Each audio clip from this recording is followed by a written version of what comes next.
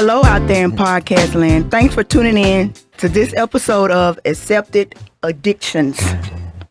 In this episode, we will discuss the signs of addiction in a marriage and the healing process for both husband and wife.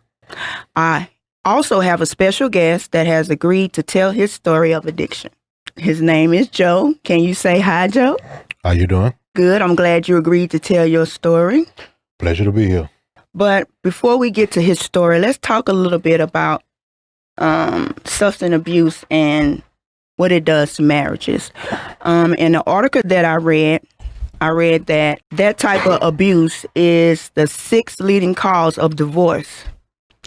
But not per se just the abuse itself. It's when one spouse becomes clean and sober and then they don't deal with the issues that they had in their marriage before, so they wind up getting divorced along the process anyway. Okay, so Joe, let's get to your story. Okay. Let's start from the beginning. My name is Joe, and I suffer with the disease called addiction.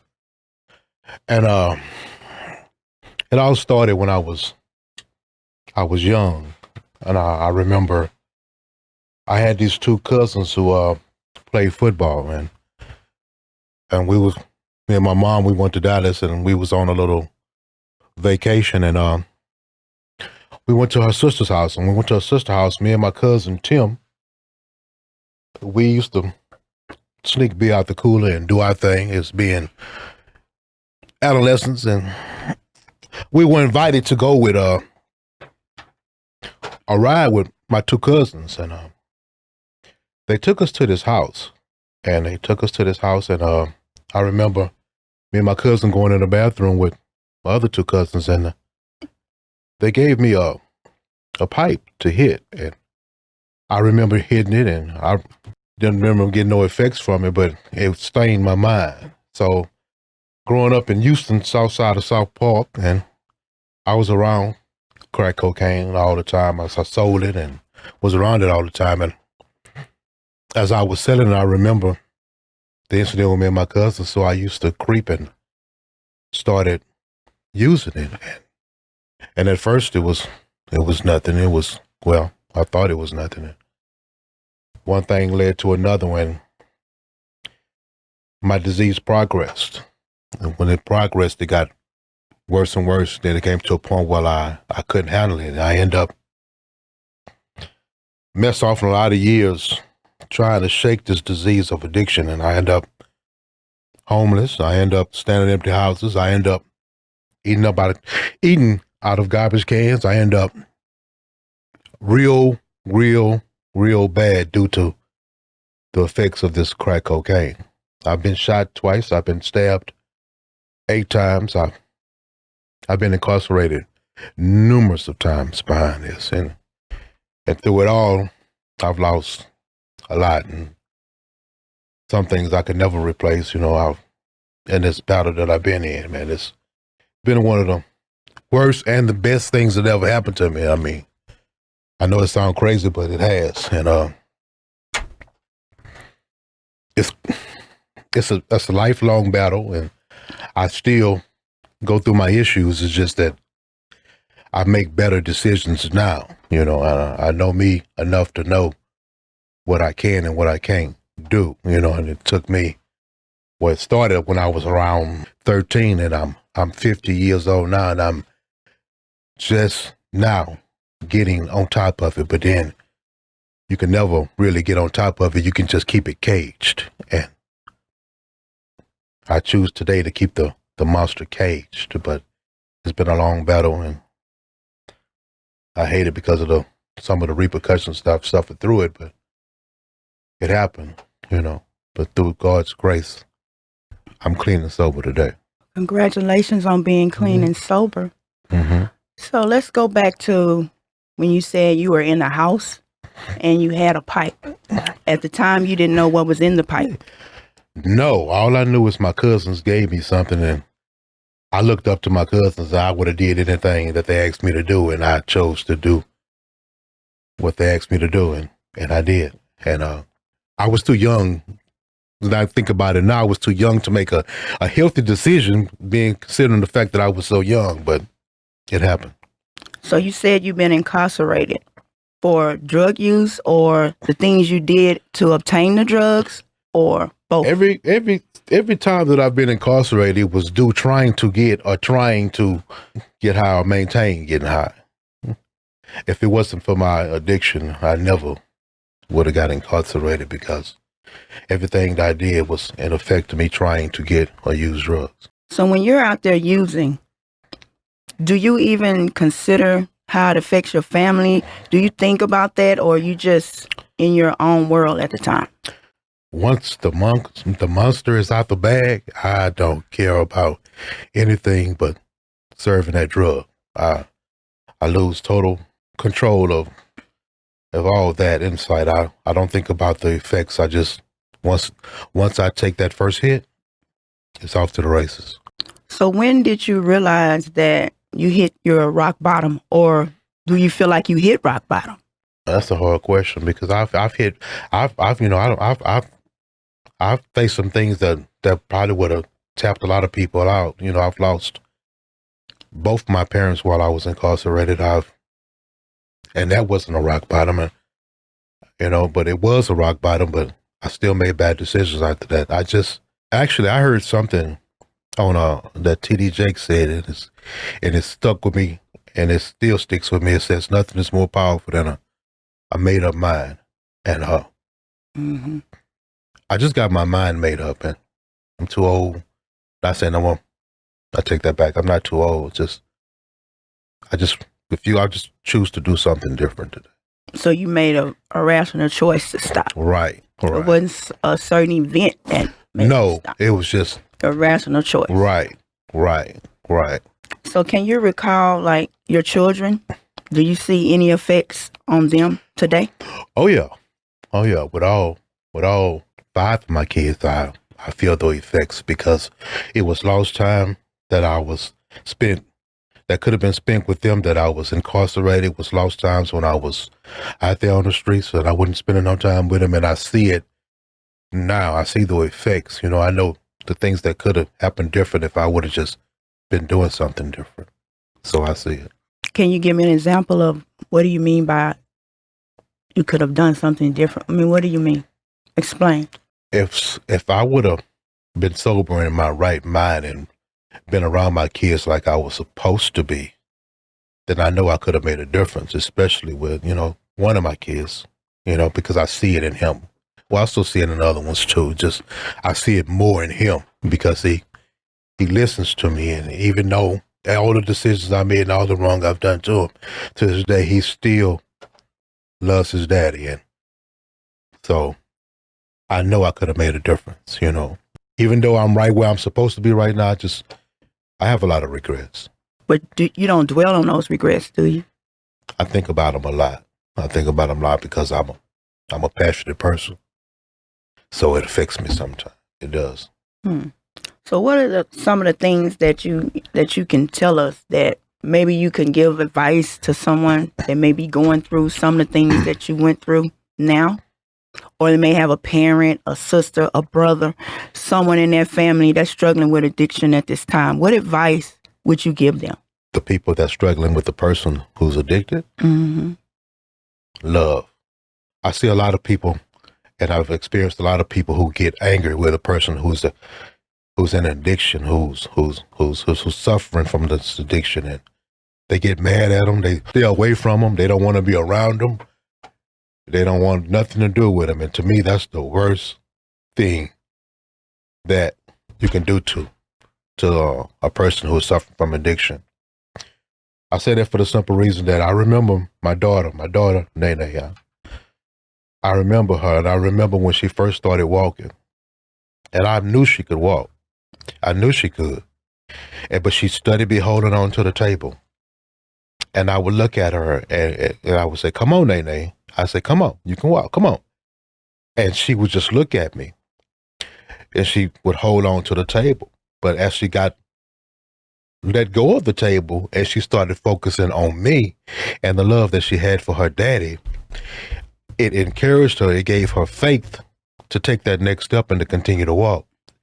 I'm saying that to say this: love conquers all, and you'd be surprised what love can do for a person. In their worst conditions, if you continue to love them, it'll break all cycles, regardless of what they're going through, what you want them to do, or what you think they should be doing. The one thing you should do and always do is love them. Love conquers all. Love never fails. I believe that with all my heart and soul. So how could someone show that person love? When you say love them, define that. What's an action Define that is check on them. Bring them food. Never quit telling them who they are to you and what you believe they can do. Regardless of what they doing, regardless of how they look, regardless of what you think, just keep feeding them positive words and encouragement and let them know that you love them. Because on the worst days, man, that they'll reflect on that and it'll actually get them off their knees and allow them to walk again if you just keep loving them. Do you feel like that happened with you? I feel like I had some people who say that they love me and they hurt me in ways that kept me out there. For instance, I had my sister walk up to me one day and see me coming out of the store, and she saw me. I was in my worst, and I wasn't looking like I'm supposed to look. And she walked up to me. She said, "Oh, look at you. You are not my brother. Look at you. Look at you. Look at you. This makes no sense. This is not you, Joe Nichols." And it threw me off because at the time I was already in my worst, and what I needed more than anything was encouragement instead of being stabbed. So instead of giving me something to pick me up, she gave me something to keep me stuck in my situation. Because in my eyes, it don't matter how my sister is or what she's doing and how she's doing, I'm going to always give her what she needs. And if she's a bag lady pushing the bag, I'm going to walk up to her and tell her what a queen she is to me. Because at that time, that's just what she needs. So is there any other instances that you could tell us? As far as that subject? Yes. Yeah, I mean, I've had a lot. I had a best friend of mine who caught me outside in my addiction and wanted to beat me up and wanted to punch his love into me and fight me because in his eyes I was better than that. But everybody go through something, and everybody had a skeleton on something that they fight inside of their lives, whether it's addiction, whether it's anything. Everybody go through their struggles, man. So I will say this. A lot of that is because people are not educated on addiction. They don't understand. Right. All they see is their loved one is in the streets doing things that they know they shouldn't be doing. They probably hadn't even took the time to even read about it, research it, anything. Right. So therefore, they're not going to understand that. Right.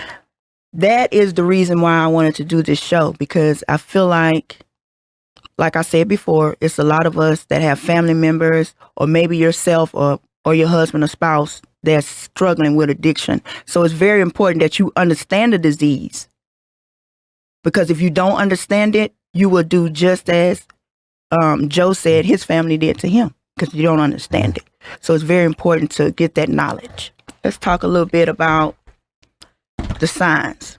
So if you're with someone, there are signs that you can tell when a person is on some kind of drug or alcohol abuse or something. The first sign I want to talk about is when your spouse starts to spend more time away from home without you. And what the article said was when they spend time away, it's like at a bar, happy hour, different places without you. Because I'm assuming that it's because they're going to do what they do and they don't want you around. So did you experience that? I did. Yeah, I have.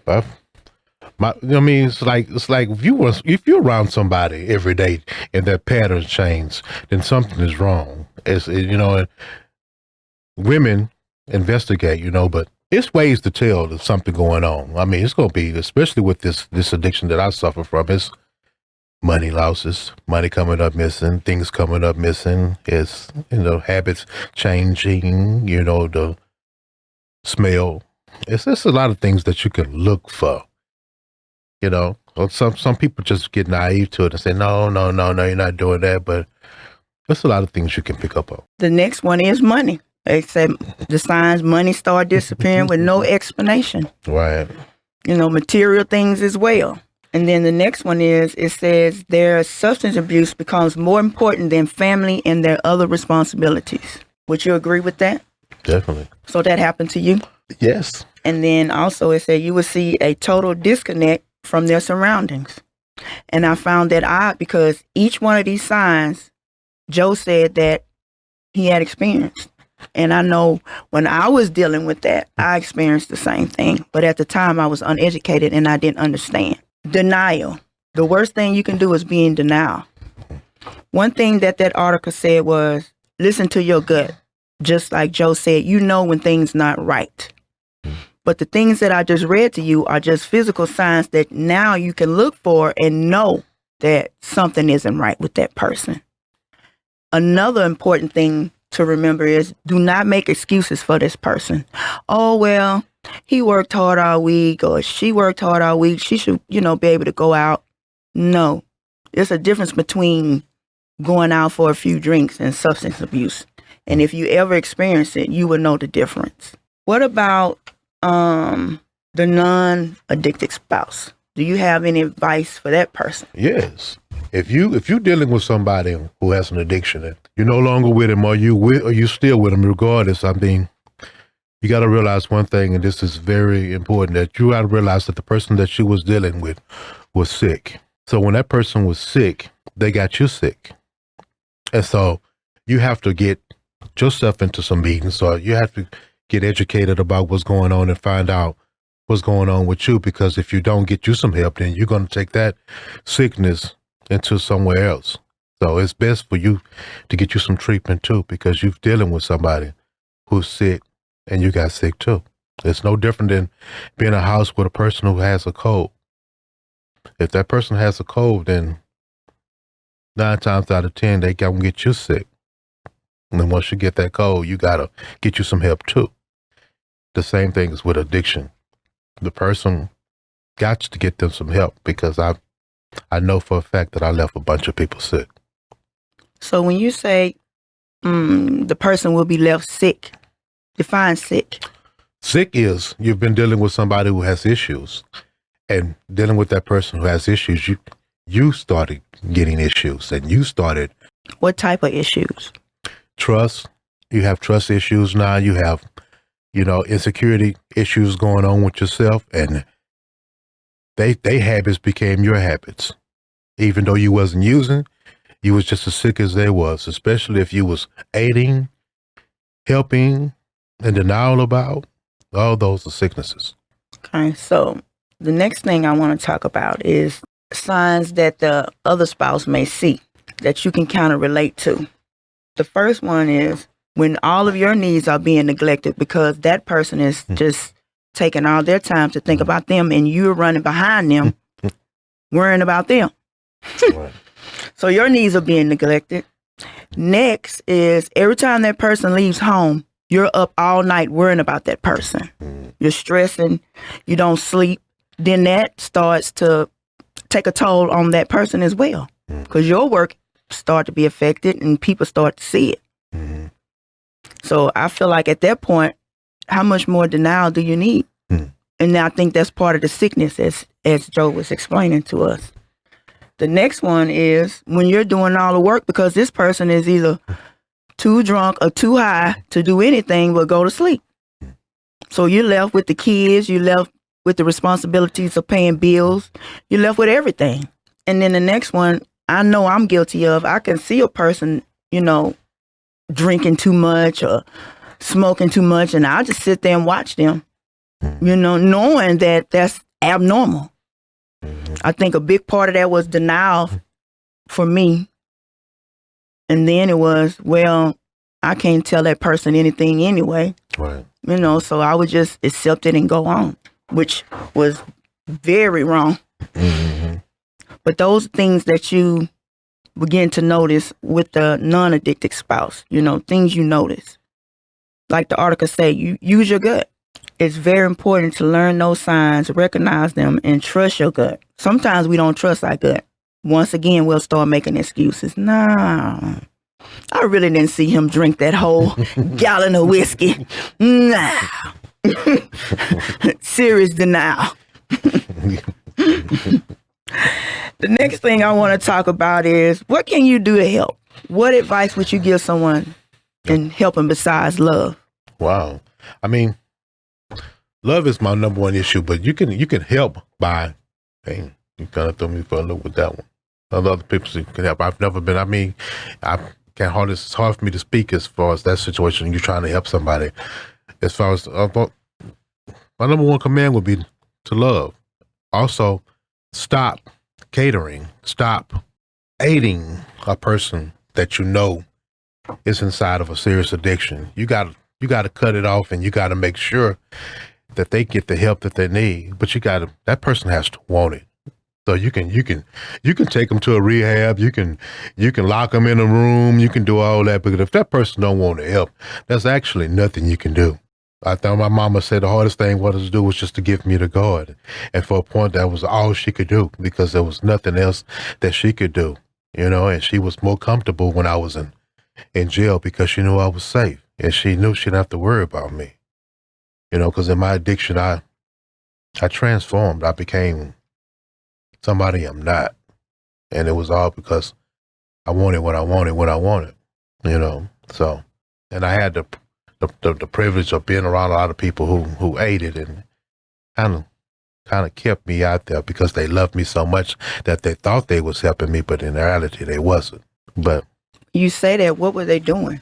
You have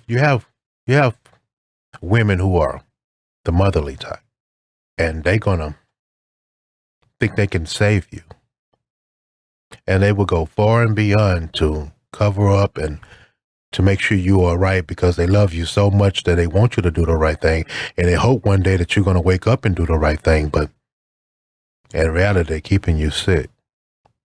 And even though you don't want them to leave, it's in your heart, a couple of times I knew it was best that I get out this situation because it's going to keep me stuck. I've had women who gave me money to get high. I've had women who have allowed me to get high in front of them just to keep me at home. Thinking they was helping me, but in return, they was just hurting me even more. They was keeping me stuck by allowing me to do this. And it's like watching somebody you love commit suicide right in front of your face. And you think you're helping them, but you're not.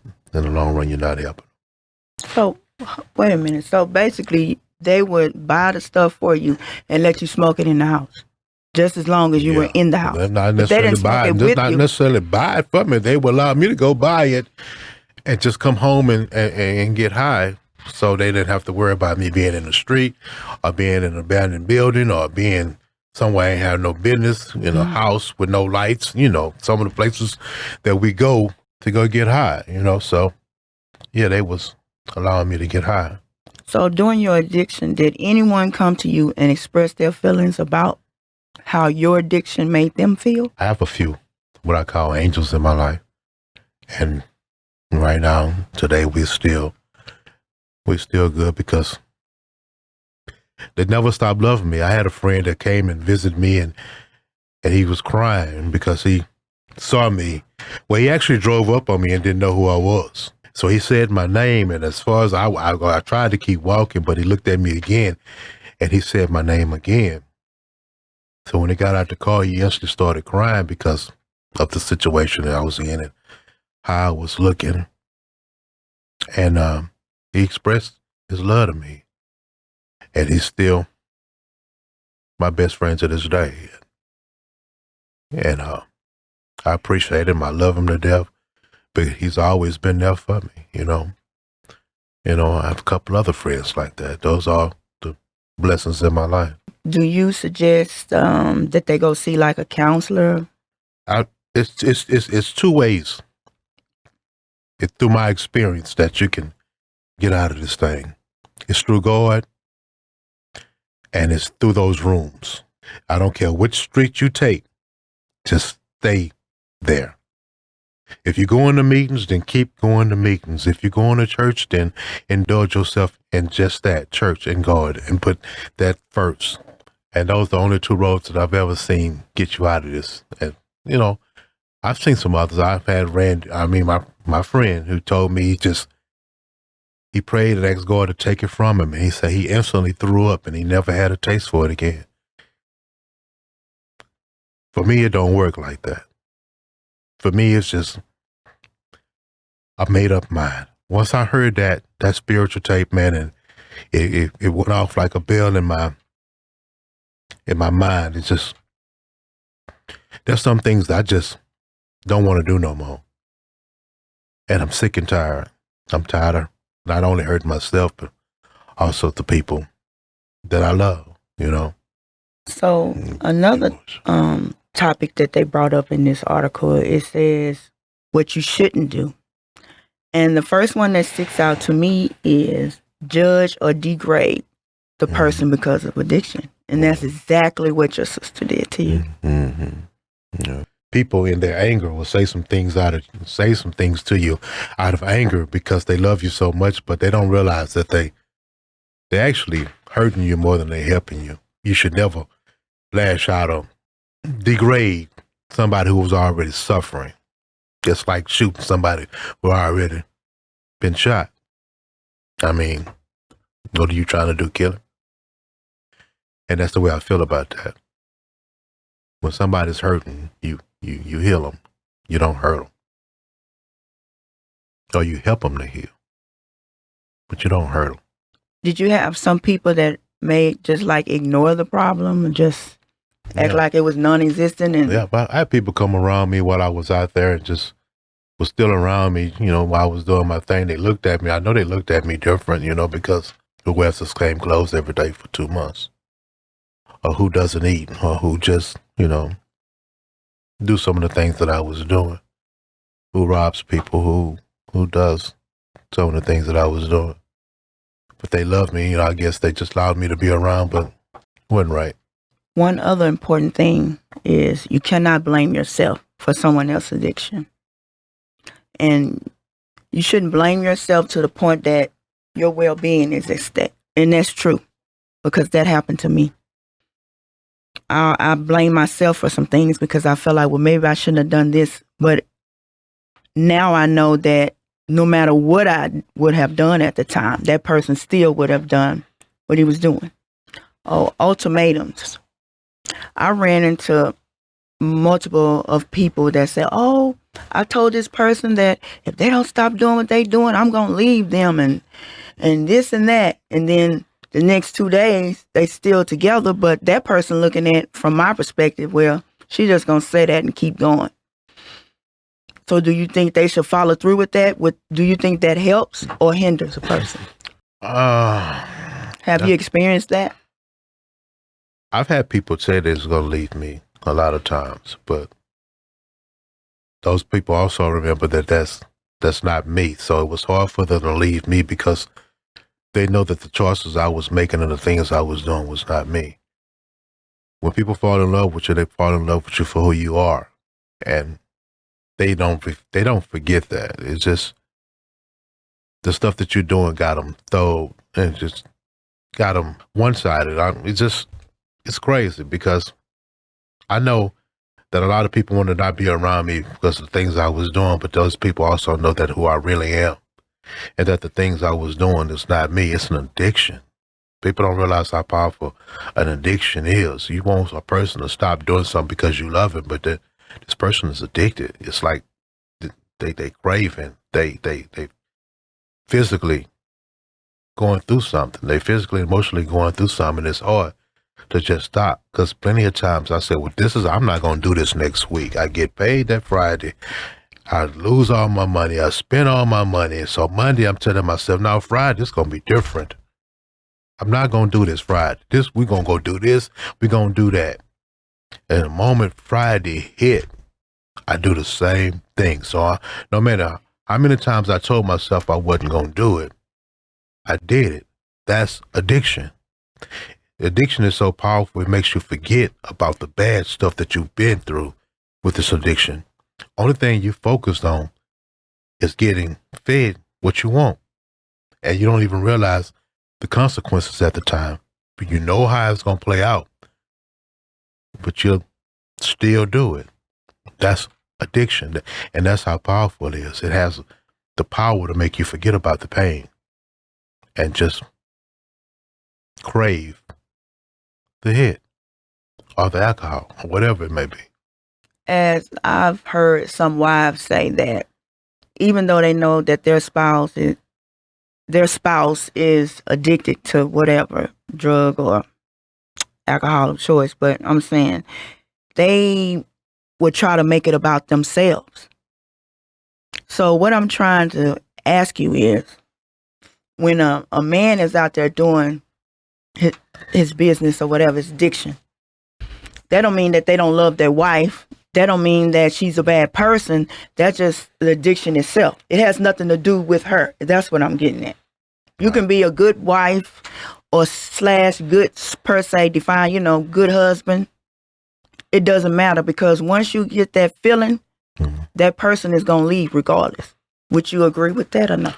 Well, I mean, I agree with that, because once the addiction is kicked in, it's off to the races. And people want to blame people for the stuff that they do in their addiction, but it's an addiction. You can't stop, even if you want to. You gotta wing yourself.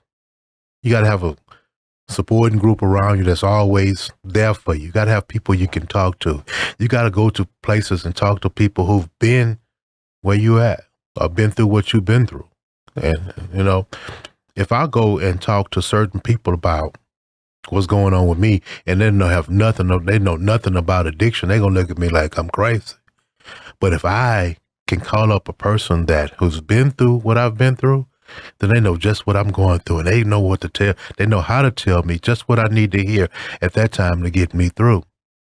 It was hard for me to talk to my wife about my addiction, because all she knows, she wanted me to bring the money home on Friday. She don't understand the things that I was going through in my mind and my feelings. None of that. She couldn't understand that, because in her mind, all you gotta do is bring your butt home. Why you just couldn't get you one and come home? It's not that easy. So it's important for you to keep people around you, be able to call people who understand what you feel or understand what you're going through, because you're going to need them. And sometimes I pick up the phone and there's 5 or 6 people I know I can call off the muscle that's going to get me through. They give me my medicine. And these are people that I know who've been there, who know Joe, who can call me out on my stuff, who can tell me when I'm full of bull, and they're honest with me. Yeah. And those are people that I choose to call my friends today.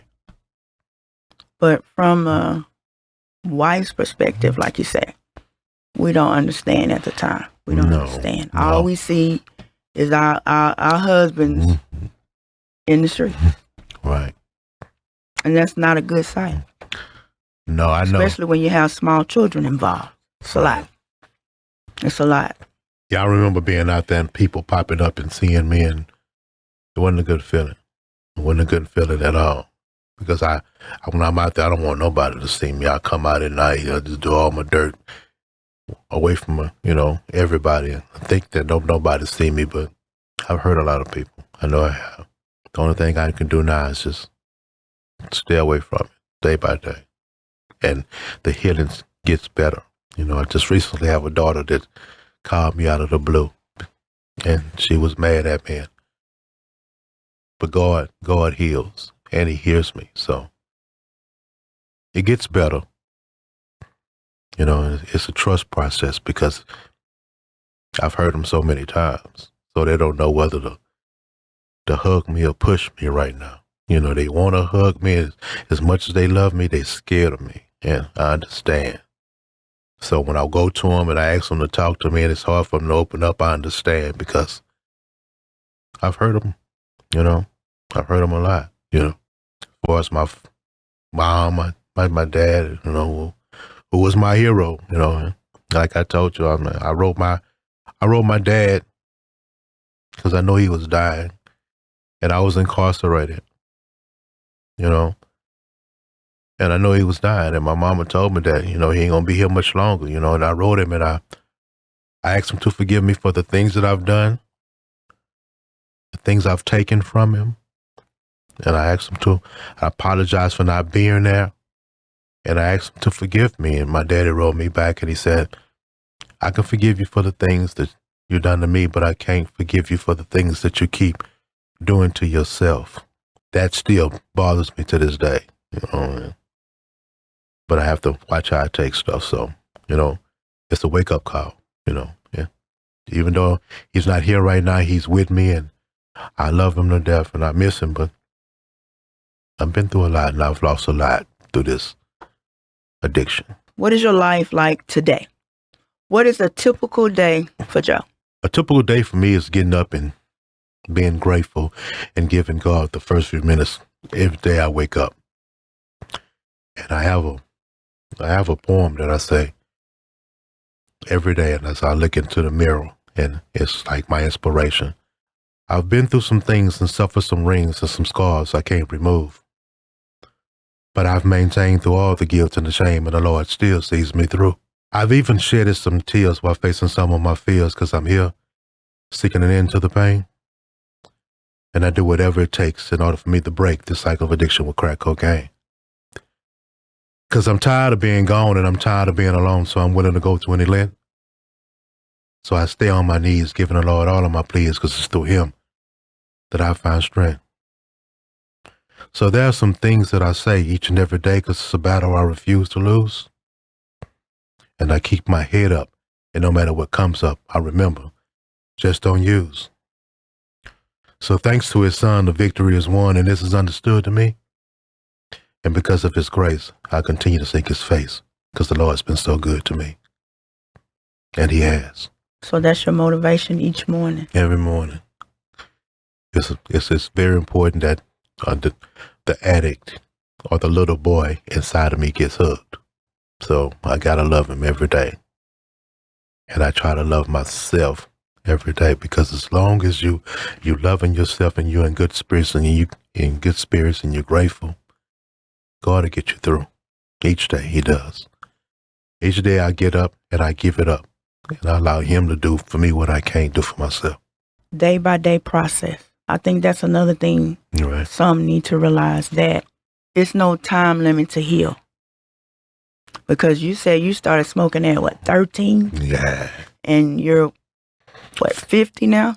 50. So that is a long time. Yeah. So don't think because maybe your loved one said, okay, I'm going to go in rehab, and it's a 90-day program, that 91st day they healed all of a sudden. Yeah. It doesn't work like that. No. This is something I will have to deal with the rest of my life. This is something I have to deal with, and it's going to deal with the rest of my life. It's not, it doesn't end. I heard somebody say the only time you've actually recovered is when you're dead. Until then, you'll be in recovery. And Wow, that's deep. Right. That is really deep. Give some people some things to think about. Amen. Wow. So your relationship with your children, do you have any children that's suffering from addiction now? Honestly, I have my kids. My kids, I love all of them, but all of them, all 5 of them, you know, they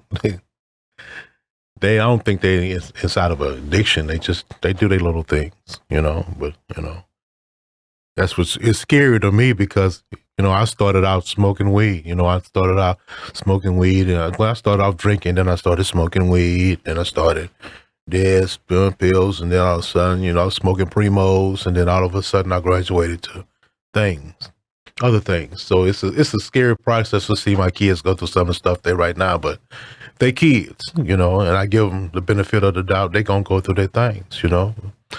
I just hope that they monkey doesn't turn into a gorilla, but they do have their things going on. Do you speak to them about it, or? I don't have to speak to them. My story tells itself. So I'm hoping that they don't never have to go to that street that I've been on, because I've been on that street. Mhm. So when my kids call me and I tell them, I said, don't go down that street, because I can tell you everything that's going to happen to you once you go down that street.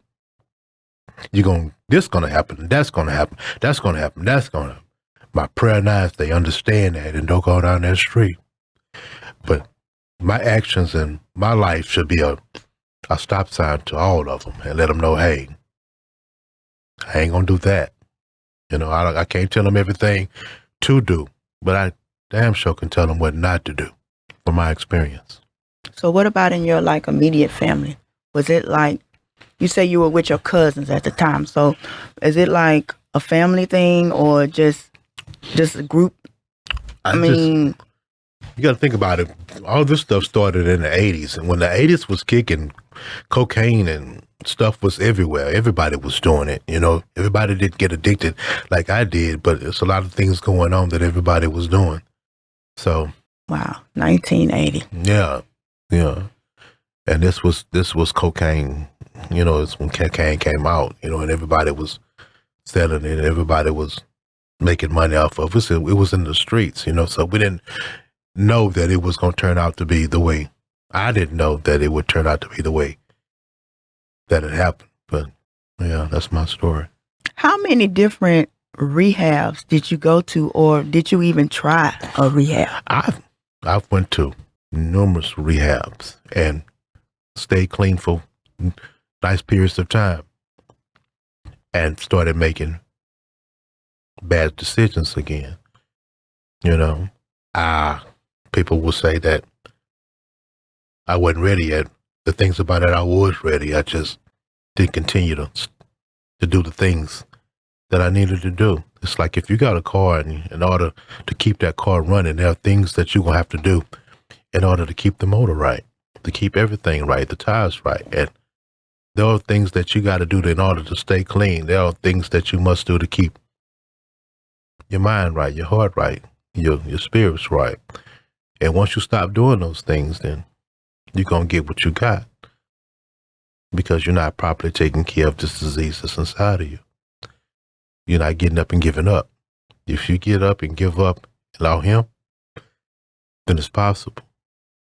But every time that I get to driving, or every time I take control and start doing the things that I want to do, I run into a brick wall. So I surrender. And I do that on a daily basis, because all I got right now is today. And I don't talk about periods of time that I've stayed clean, how many years that I've got clean. I don't focus on that, because if I use today, none of that means anything. So the most important day to me is today. The Bible even say tomorrow will take care of itself, but just take care of today. And that's all I worry about. I worry about tomorrow when I get here. Just one day at a time. One day at a time.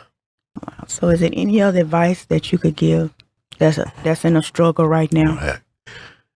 Yeah, I mean, this was me, and this was work for me.